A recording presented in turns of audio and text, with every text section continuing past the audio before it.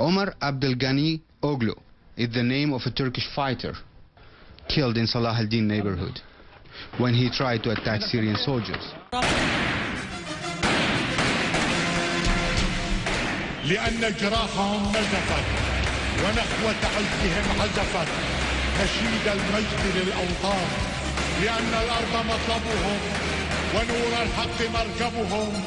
تجرد من بقيتهم رجال آمنوا قرأوا إذا جاء، رجال عاهدوا صدقوا وقد شاءوا كما شاء.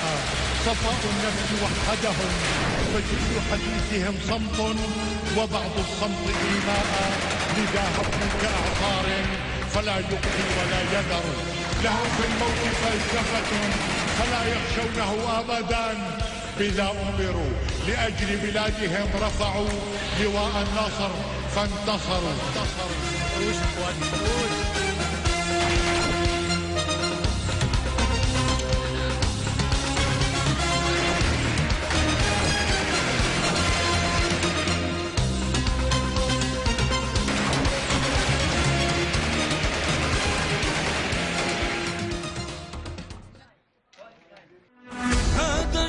الوطن هذا منا وفينا، هو حامي الحماة أمان يعطينا.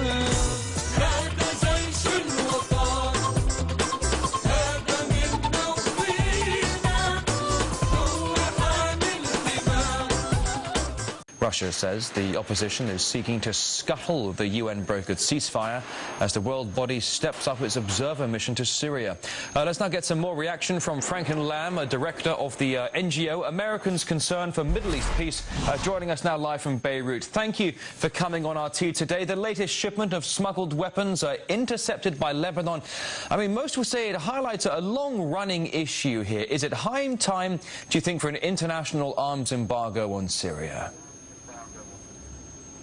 Very interesting question, and this latest seizure of arms may be a major development in this uprising in Syria and what lies ahead. For this reason, there is now an eyewitness today, Hassan Diab, who saw that ship, the Luftwaffe 2, flying a Sierra Leone flag, loaded in Benghazi. We know that Qatar and the Saudis have 5 warehouses that they control in the area of Benghazi, left over from arms that they shipped to Libya.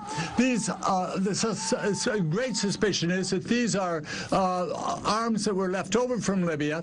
The craft was loaded there. There was to be 15 containers, but it turned out there were only, in fact, 3 that were filled with 150 tons of weapons. That ship went from Tripoli to Turkey, back to down to Egypt, and then to Libya, then to Tripoli, on the way to Tripoli, Lebanon, when it was seized. But what is remarkable about that adventure is that the Americans almost surely knew about it. NATO did. The Israelis didn't touch that ship this time, not this ship. UNIFIL has been in the hot seat repeatedly in Lebanon for appearing too biased in favor of Israel. They did not stop that ship. It seems very clear that with all the differences, and we could name 20 or more between the situation in Libya and the situation in Syria, the fundamental pillar of regime change is identical. This ship clearly headed for the so-called Free Syrian Army, as other shipments have come from Lebanon into Syria.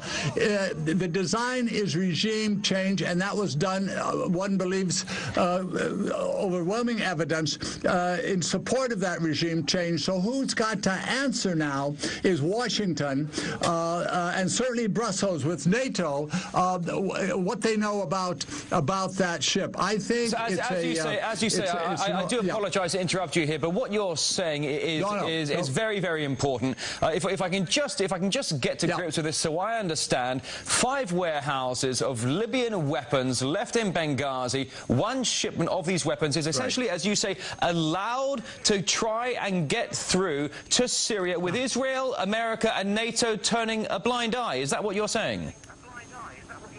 And possibly UNIFIL. All of those governments involved have some serious questions facing them now, and we'll see if this ends up in the United Nations. Russia may play a role and demand, with this new friendship with China, that they get to the bottom of this. This is the latest development of it seems like a NATO plan or indirect NATO plan for regime change. And also designed, I think, to undermine the Kofi Annan 6-point plan.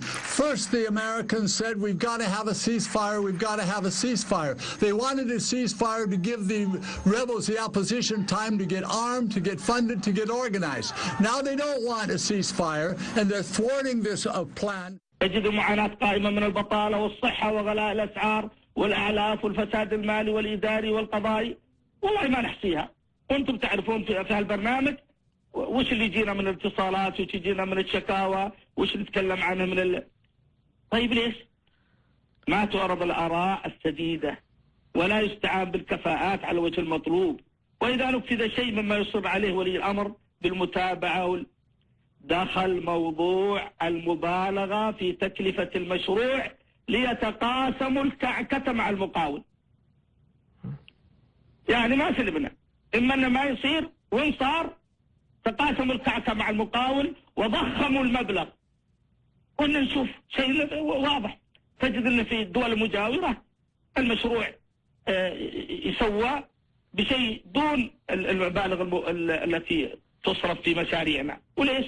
ليش انها هالمبالغ تصير عندنا المشاريع تصير بهالمبالغ المبالغ فيها، وعند غيرنا ما تصير؟ هذا كل انسان يفهم. من الملاحظ يا اخ عبد الرحمن، الناس كانوا يحبون الملك محبة شديدة، حتى انتشرت صوره على كثير من السيارات وفيها عبارات الإشادة والتمجيد. اليوم ما عاد اشوف ولا سيارة واحدة عليها صورة الملك.